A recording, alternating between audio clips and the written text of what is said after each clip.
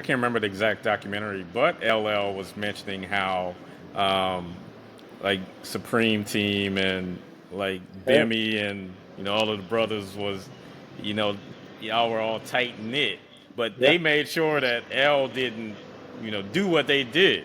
So just right. like just talk about um, like just living in that environment, being around the cats, and they taking you under their wing, but and learning the game from them and applying it Yeah, in a different manner.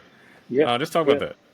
So there wasn't a lot of transparency in the, I wasn't involved in the drug trade, but everybody in the 80s benefited from the drug trade. I mean, just on a macroeconomic level, people talk about um, GDP. Hey, it's a part of the burgeoning economy. I mean, Miami was made and built off of money that wasn't taxed, whether it was drug money or whether it was the emergence of the South American countries who were money laundering, or the populace of creative people who came into a business that was expanding into billions and billions and trillions of dollars. So obviously, drug selling wasn't my pathway, but some of my brothers and sisters, spiritual brothers and sisters, who had fallen to drug abuse and some to gun violence, death, permanent incarceration. It was easy to know that if I had this one music tool, I was able to be popular enough to garner enough attention that sometimes investment went into it. Recording studios.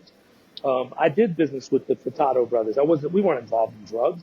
People think, it's okay when you look at some of the leaders of our nation in terms of commerce and entrepreneurialism, right?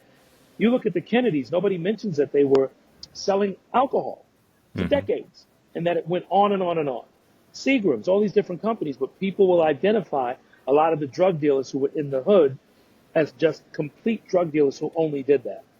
So I would come across it and I just made my choices. I had the gift of song. I was a communicator. I understood business. I put in work. I was an educated person.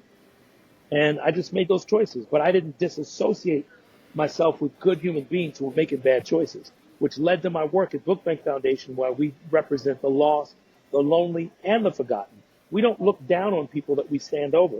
We're standing over so we can put them on our shoulders or lift them up.